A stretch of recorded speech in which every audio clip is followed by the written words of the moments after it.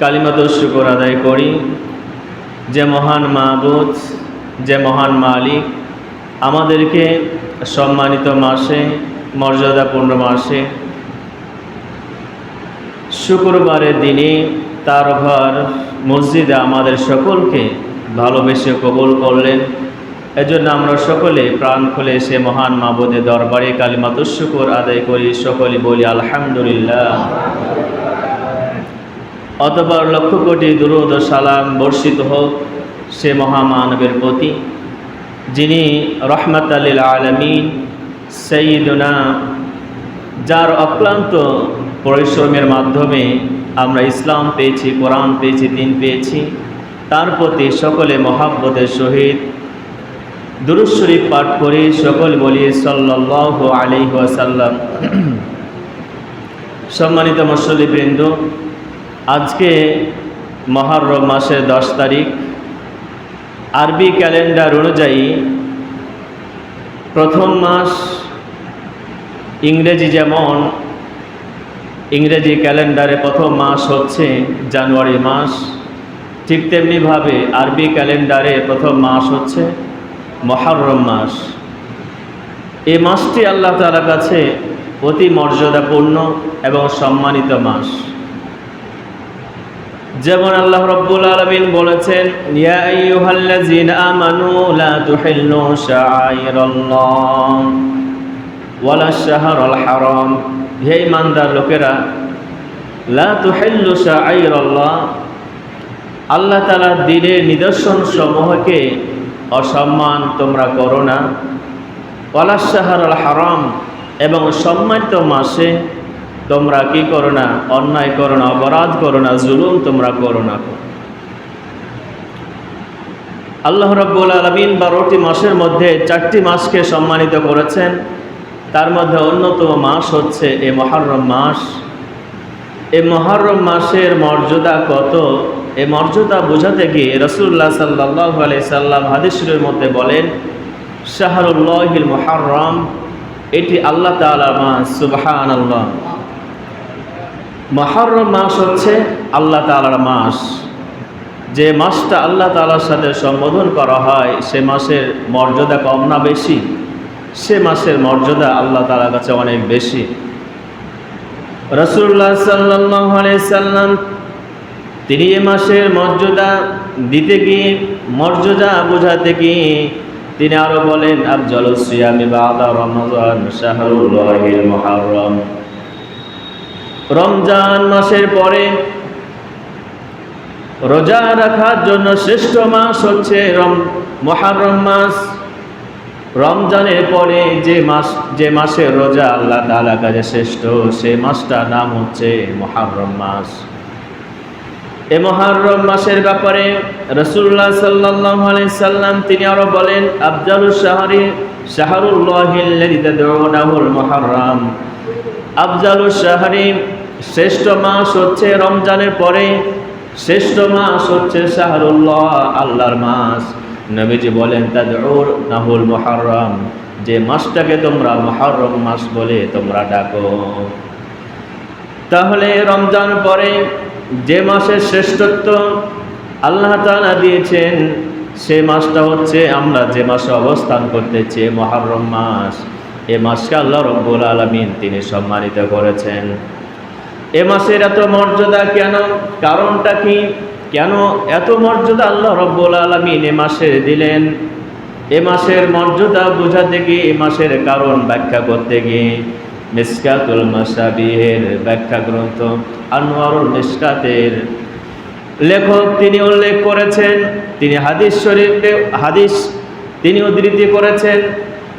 হাদিস শরীফের মধ্যে বলা হয়েছে যে মুহররম মাসে আল্লাহ রাব্বুল আলামিন তিনি প্রথম বৃষ্টি তিনি নাজিল করেছেন। এ পৃথিবীতে প্রথম বৃষ্টি আল্লাহ তাআলা দিয়েছেন এই মুহররম মাসে। এই মাসেই আল্লাহ রাব্বুল আলামিন নূহ আলাইহিস সালাতু ওয়াস সালামের নৌকাকে তিনি যদি পাহাড়ে ঠেকিয়েছিলেন। এরপরে এই মাসে আইয়ুব আলাইহিস সালাতু ওয়াস সালামকে রোগ হতে মুক্তি দান করেছিলেন। মুসা আলাইহিস সালাতু ওয়াস সালামকে ফিরআউনের কবল থেকে আল্লাহ রাব্বুল আলামিন তিনি এই মাসে মুক্তি দান করেছিলেন। আর এই মাসে কিয়ামত সংঘটিত হবে, সেই দিন থাকবে শুক্রবারের দিন। যার কারণে আল্লাহ রাব্বুল আলামিন তিনি এই মাসের মর্যাদা তিনি বৃদ্ধি করে দিয়েছেন। উমদাদুল কারির লেখক আল্লামা বদরুদ্দিন আইনি রহিমাহুল্লাহ তাআলা তিনি আরো বলেন, এই মুহররম মাসের 10 তারিখকে আশুরা কেন বলা হয়? অন্যান্য মাসের 10ম দিনকে বলা হয় আশারা, কিন্তু মুহররম মাসের 10 তারিখ কেন আশুরা বলা হয়? তিনি তার ভাষ্য মতে তিনি উল্লেখ করেছেন, কারণ হচ্ছে এই মুহররম মাসের 10 তারিখকে আশুরা এই কারণে বলা হয়, কেন আল্লাহ রাব্বুল আলামিন তিনি বিশ্ববিখ্যাত বড় বড় নবী রাসূলদেরকে এই মাসের 10 তারিখে আল্লাহ তাআলা তিনি সম্মানিত করেছেন, যার কারণে এই দিনটা আশুরা নামে খ্যাত হয়েছে, প্রসিদ্ধি লাভ করেছে। সুবহানাল্লাহ। তাহলে এই মাসের 10ম তারিখে অর্থাৎ আজকের দিনটাতে আল্লাহ রাব্বুল আলামিন পৃথিবীর মধ্যে বিখ্যাত নবী রাসূলদেরকে আল্লাহ তাআলা সম্মানিত করেছেন, যার কারণে এক্সট্রাভাবে এই মাসের 10 তারিখটা আশুরা বলা হয়। যেমন আদম আলাইহিস সালামকে মুক্তি দান করেছিলেন, ভুল করেছিলেন, ভুলের কারণে তওবা কবুল করেছিলেন, এর মাধ্যমে তাকে আল্লাহ তাআলা ক্ষমা করেছিলেন, মুক্তি দান করেছিলেন। এরপরে নূহ আলাইহিস সালামকে মুক্তি দান করেছিলেন, ইউনূস আলাইহিস সালামকে মুক্তি দান করেছিলেন, এরপর আইয়ুব আলাইহিস সালামকে মুক্তি দান করেছিলেন, ফেরাউনের কবল থেকে মুসা আলাইহিস সালামকে মুক্তি দান করেছিলেন, দাউদ আলাইহিস সালামের তওবা কবুল করেছিলেন, ঈসা আলাইহিস সালাম তার সম্প্রদায় থেকে আল্লাহ তাআলা মুক্তি দান করে তাকে আকাশে উঠিয়ে নিয়েছিলেন। এরপরে মুহাম্মদ সাল্লাল্লাহু আলাইহি সাল্লামকে আল্লাহ রাব্বুল আলামিন তার আগেকার এবং পরেকার সমস্ত গুনাহ খাতা মাফ করে দিয়েছিলেন যে দিনটা, সেই দিনটা হচ্ছে আশুরা 10 তারিখের দিনে। সুবহানাল্লাহ। যার কারণে আল্লাহ রাব্বুল আলামিন এই দিনটাকে, এই মাসটাকে তিনি সম্মানিত করেছেন। এই মুহররম মাসের আশুরা দিনের মর্যাদা আরও বোঝা যায় মুসনাদ আহমদ এবং তিরমিজি হাদিস গ্রন্থ হতে একটি হাদিস রয়েছে। সে হাদিসের মধ্যে একজন সাহাবী রাসূলুল্লাহ সাল্লাল্লাহু আলাইহি সাল্লামকে জিজ্ঞাসা করলেন, ইয়া রাসূলুল্লাহ আইয়ু শাহরিন তা'মুরুনি আন নাসুমা বাদা রমাযান? ওগো আল্লাহর রাসূল, রমজানের পরে কোন মাসে আমি রোজা রাখবো? রোজা রাখার ব্যাপারে আমাকে আপনি নির্দেশনা দেন। রাসূলুল্লাহ সাল্লাল্লাহু আলাইহি সাল্লাম জবাবে বললেন, ইন কুনতা সাইমান বাদা শাহরি রমাযান, তুমি যদি রমজানের পরে কোনো মাসে যদি রোজা রাখতে চাও তাহলে ফাসুমিল মুহররম, তাহলে মুহররম মাসে তুমি রোজা রাখো। ফাইন্নাহু শাহরুল্লাহ, কেননা সেই মাসটা হচ্ছে আল্লাহ তাআলার মাস। ফিহি ইয়াউমুন তাবা ফিহি আলা কওমিন, সে মাসের মধ্যে এমন একটা দিন রয়েছে যে দিনে কিছু লোকদের, অনেক মানুষদের, কিছু সম্প্রদায়ের তওবা আল্লাহ তাআলা তিনি কবুল করে নিয়েছিলেন। ওয়ায়াতুবু ফিহি আলা কওমিন আখারিনা, ভবিষ্যতে পরবর্তীতেও অনেক মানুষের সম্প্রদায়ের তওবা আল্লাহ তাআলা সেই দিনটাতে কবুল করবেন। সুবহানাল্লাহ। তাহলে যে দিনটা দোয়া কবুলের দিন, যেই দিনটাতে আল্লাহ তাআলা ইতি করবে মানুষদের, ইমানদার লোকদের দোয়াকে কবুল করেছিলেন আল্লাহ রাব্বুল আলামিন, সেই দিনটা হচ্ছে আশুরার দিন, আজকের এই দিন। নবীজি বলেন পরবর্তীতেও যারা এই দিন আল্লাহ তাআলার কাছে তওবা করে ইস্তেগফার পাঠ করে আল্লাহ তাআলার কাছে মাপ চাইবে, আল্লাহ রাব্বুল আলামিন তিনিও তাদেরকে মাফ করে দিবেন। সুবহানাল্লাহ। তাহলে হাদিস থেকে আমরা কি বুঝলাম? যে আজকের দিনটা হচ্ছে, যে আমলগুলি রয়েছে তার মধ্যে অন্যতম একটি আমল হচ্ছে আজকের দিনটা তওবা করা, বেশি বেশি করে আল্লাহ তাআলার কাছে ইস্তেগফার পাঠ করা।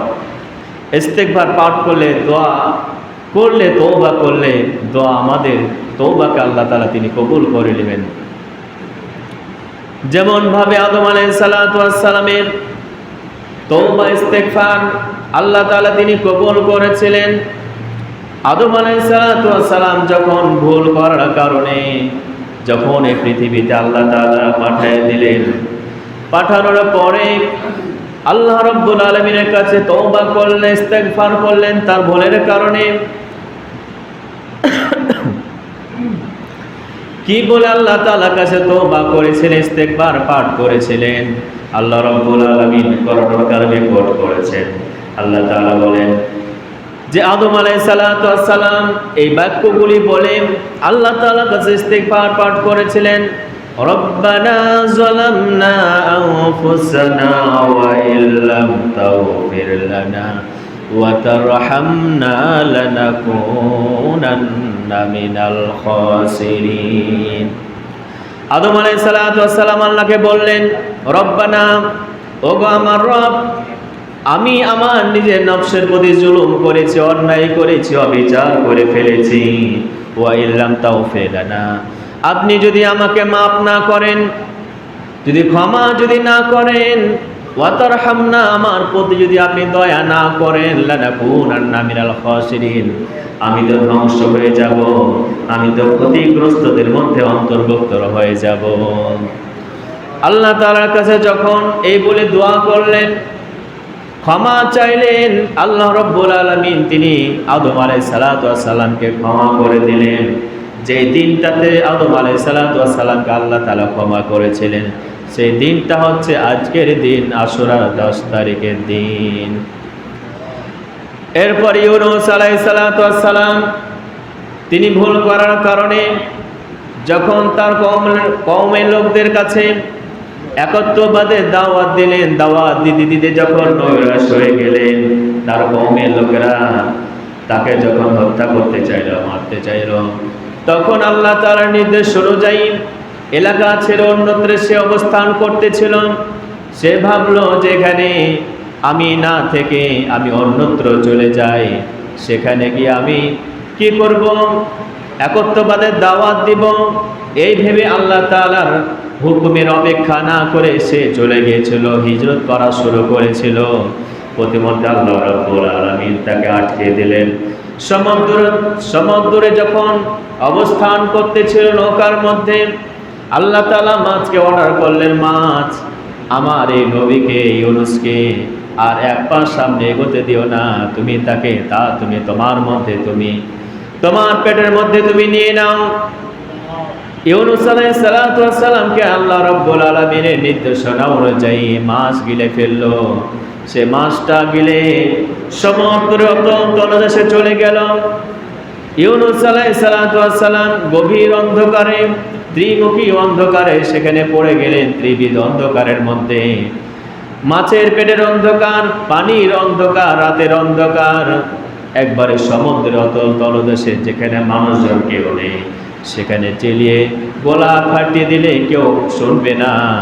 সেখানে একমাত্র একজন ইউনূস আলাইহিস সালামের ডাক শুনবেন, তার কথা শুনবেন, শুনতে পাবেন, তিনি হচ্ছেন আল্লাহ সুবহানাহু ওয়া তাআলা। তাই ইউনূস আলাইহিস সালাম পৃথিবীর কাউকে না ডেকে আল্লাহ তাআলার কাছে সারেন্ডার হয়ে তার ভুল বুঝতে পেরে তিনি ক্ষমা চাইলেন, আল্লাহ তাআলার কাছে ইস্তেগফার পাঠ করলেন, তওবা করলেন, আর আল্লাহ তাআলার কাছে মাপ চাইলেন।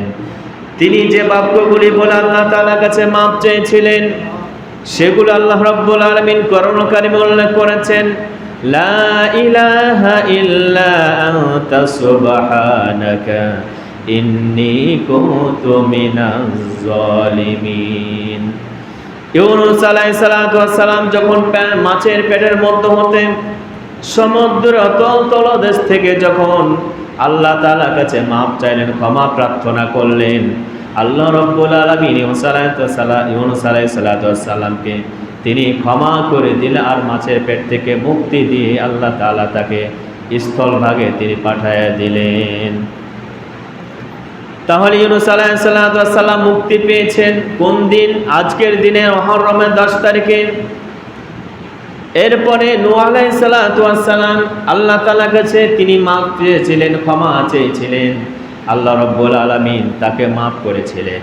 কিভাবে তিনি আল্লাহ তাআলার কাছে ক্ষমা চাইলেন, কি বাক্যগুলি বলে আল্লাহ তাআলার কাছে মাপ চেয়েছিলেন, আল্লাহ তাআলা তিনি উল্লেখ করেছেন।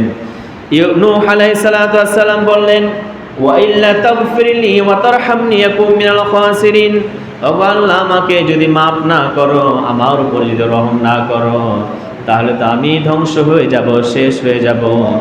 নূহ আলাইহিস সালাতু ওয়াস সালাম তিনি কি অপরাধ করেছিলেন, কি ভুলের কারণে আল্লাহ তাআলার কাছে তিনি মাপ চাইলেন? আল্লাহ রাব্বুল আলামিন কোরআনুল কারীমে উল্লেখ করেছেন, নূহ আলাইহিস সালাতু ওয়াস সালাম যে ভুলটা করেছিলেন সেটা আল্লাহ তাআলা বলেন, ওয়ানাদা নূহু রাব্বাহু ফাকালা রাব্বি ইন্না ইবনি মিন আহলি ওয়া ইন্না ওয়া'দাকাল হাক। নূহ আলাইহিস সালাতু ওয়াস সালাম তার রবকে ডেকে বলল, রব্বি ইন্না ইবনি মিন আহলি, ওগো আমার রব, আমার এই সন্তান সে তো ডুবে যাচ্ছে, মরে যাবে, তুমি আমার এই সন্তানকে তুমি বাঁচাও, তুমি হেফাজত করো।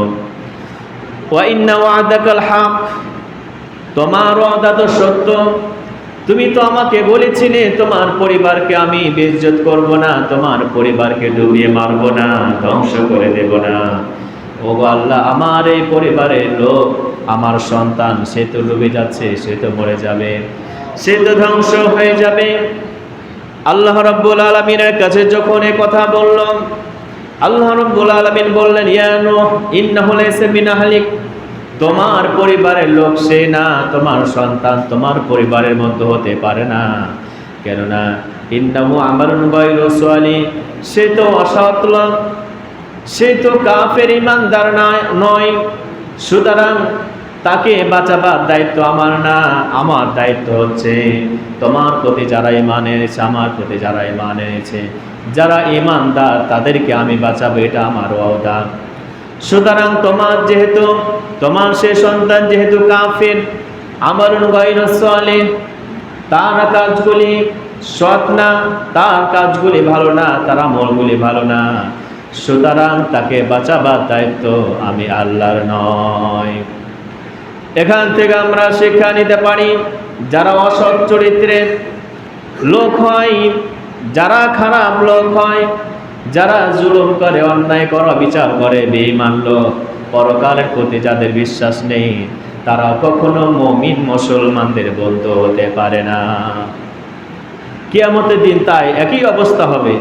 দুনিয়াতে তো আমরা মুমিন মুসলমান বেঈমান সকলে তো একসাথে বসবাস করি, কিন্তু পরকালে রোজ হাসরের দিনে আল্লাহ রাব্বুল আলামিন যারা মুমিন তাদেরকে পৃথক করে দিবেন, সে বেঈমানদের সাথে তাদেরকে রাখবেন না। সুতরাং মুমিনদের সঙ্গী হতে পারে মুমিনেরাই, মুমিনদের সঙ্গী কখনো অসৎ লোকেরা হতে পারে না। আল্লাহ রাব্বুল আলামিন বললেন, ফালা তাসআল মা লাইসা লাকা বিহি, ও আমার পয়গম্বর নূহ, যে ব্যাপারে তোমার জ্ঞান নেই সেই ব্যাপারে আমাকে তুমি প্রশ্ন করো না, আমার কাছে তুমি চেও না। ইন্নী আইযুকা আন তাকুনা মিনাল জাহিলিন, আমি তোমাকে উপদেশ দিচ্ছি যে আন তাকুনা মিনাল জাহিলিন, তুমি জাহেলদের, মূর্খদের মধ্যে অন্তর্ভুক্ত হয়ে যেও না। নাউযুবিল্লাহ। তার আল্লাহ তাআলা বললেন, যেই ব্যাপারে তোমার জ্ঞান নাই, নূহ আলাইহিস সালাতু ওয়াস সালামকে বললেন যে আমি বলেছি যারা ঈমানদার তাদেরকে আমি বাঁচাবো, সেই তো বেঈমান তোমার সন্তান হলে কি হবে? সুতরাং জাহেলদের মতো তুমি কাজ করো না, প্রশ্ন করো না আমাকে, না হলে তুমি ক্ষতিগ্রস্ত হয়ে যাবে। নূহ আলাইহিস সালাতু ওয়াস সালাম তার ভুল বুঝতে পারলেন। স্বাভাবিক, আমাদের সন্তানদের প্রতি আমাদের মায়া দয়া বেশি, আমরা চাই না আমাদের সন্তান ধ্বংস হয়ে যাক। নূহ আলাইহিস সালাতু ওয়াস সালাম মানব সুলভ তিনি বলেছিলেন, তিনি বুঝতে পারেন না সে কথাটা। এজন্য আল্লাহ রাব্বুল আলামিন যখন তিনি বললেন, বুঝায় দিলেন যে এরকম প্রশ্ন করো না, জাহেলের মতো তুমি প্রশ্ন করো না। নূহ আলাইহিস সালাতু ওয়াস সালাম তখন আল্লাহ তাআলার কাছে তিনি তার মাথাকে নত করে দিলেন। তিনি বললেন, রব্বি ইন্নী আউযু বিকা আন আসআলাকা মা লাইসা লি বিহি ইলম, ওগো আমার রব, আউযু বিকা, তোমার কাছে ক্ষমা চাচ্ছি, পানাহ চাচ্ছি, আন আসআলাকা, ওই চাওয়া হতে, ওই আবেদন হতে, মা লাইসা লাকা বিহি ইলম, যে ব্যাপারে আমার কোনো জ্ঞান নাই, যে ব্যাপারে আমার কোনো জ্ঞান নাই, আমি তোমার কাছে আবেদন করে ফেলেছি। ওগো আল্লাহ, ওয়া ইল্লাম তাগফিরলি ওয়া তারহামনি, তুই আমাকে মাফ করে দাও, আমার প্রতি তুমি দয়া করো, রহম করো। আল্লাহ রাব্বুল আলামিন নূহ আলাইহিস সালাতু ওয়াস সালামের সে প্রার্থনা, ক্ষমা যে আল্লাহ তাআলা কাছে চেয়েছে, আল্লাহ তাআলা তাকে ক্ষমা করেছিলেন। আল্লাহ রাব্বুল আলামিনের পক্ষ হতে নূহ আলাইহিস সালাতু ওয়াস সালামকে বলা হলো, কিলা ইয়া নূহ বিদ বিসালামিন মিন্না বারাকাতিন আলাইকা, ও আমার পয়গম্বর, আমি তোমাকে ক্ষমা করে দিলাম। উহবিতা বিসালামিন মিন্না, তুমি অবতরণ করো নৌকা হতে, তুমি অবতরণ করো, জমিন অবতরণ করো, বিসালামি মিন্না বারাকাতিন, আমার পক্ষ হতে সালাম এবং বরকত নিয়ে, আমার পক্ষ হতে সালাম এবং বরকত তোমার উপর অবতীর্ণ হোক। তুমি জমিন অবতরণ করো, আমার সালাম এবং বরকত নিয়ে তুমি জমিন অবতরণ করো। শুধু তুমি একা নও, ওয়া আলা উমামিন মিম্মান মাক, তোমার সঙ্গে সাথীরা যারা ঈমানদার, তাদের উপর আমার পক্ষ হতে সালাম এবং বরকত। সুবহানাল্লাহ।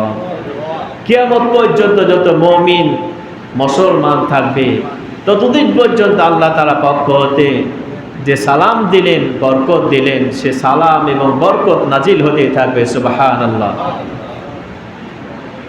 তাহলে যারা মুমিন মুসলমান ঈমানদার, তাদের প্রতি আল্লাহ তার পক্ষ হতে সালাম বরকত নাজিল হতেই থাকে। কিন্তু যারা মুমিন নয়, যারা বেঈমান, যারা মুনাফিক, যারা পাপিষ্ঠ, তাদের উপরে আল্লাহ তাআলা তিনি তার পক্ষ হতে শান্তি এবং বরকত নাজিল করেন না।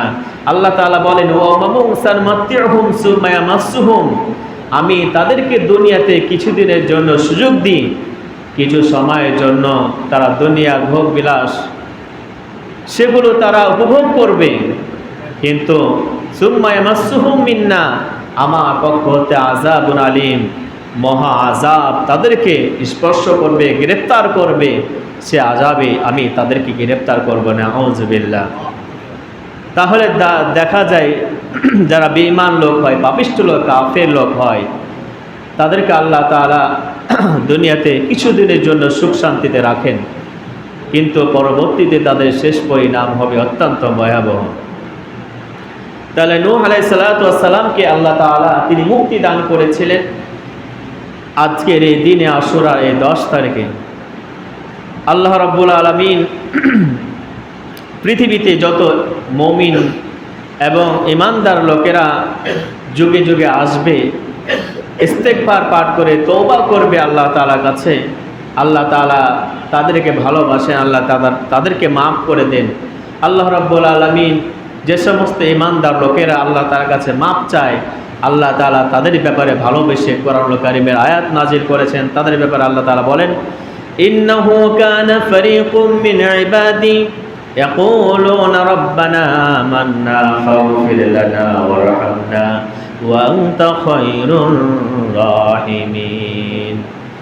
আমার বান্দাদের মধ্য হতে কিছু বান্দারা তারা কি করে, ইয়াকুলুনা, তারা বলে, রব্বানা আমান্না, ওগো আমাদের রব, আমরা ঈমান এনেছি, সুতরাং ফাগফির লানা, আমাদেরকে তুমি মাফ করে দাও, ওয়ারহামনা, আমাদের উপর আপনি রহম করুন, দয়া করুন, ওয়া আনতা খায়রুর রাহিমিন, আপনি তো শ্রেষ্ঠ দয়ালু। সুবহানাল্লাহ। তাহলে তো আমরা ঈমানদার, আমরা আল্লাহ তাআলার উপরে ঈমান এনেছি, আমরা আল্লাহ তাআলাকে বিশ্বাস করি, পরকালকে বিশ্বাস করি, জান্নাত জাহান্নাম বিশ্বাস করি। তা আমরা আল্লাহ তাআলার কাছে মাপ চাইতে পারি না, ক্ষমা প্রার্থনা করতে পারি না, আল্লাহ তাআলার দয়া আমরা কামনা করতে পারি না, আল্লাহ তাআলার কাছে মাপ চাই, দয়া কামনা করি, তাহলে অবশ্যই আল্লাহ রাব্বুল আলামিন আমাদেরকে মাফ করে দিবেন, কারণ আমরা ঈমানদার। আল্লাহ রাব্বুল আলামিন আমাদের সকলকে যেন মাফ করে দেন এবং ঈমানদার, নেককার, পরহেজগার আল্লাহর ওলিদের কাতারে আমাদেরকে শামিল করে নেন। সকল বলে আল্লাহুম্মা আমিন।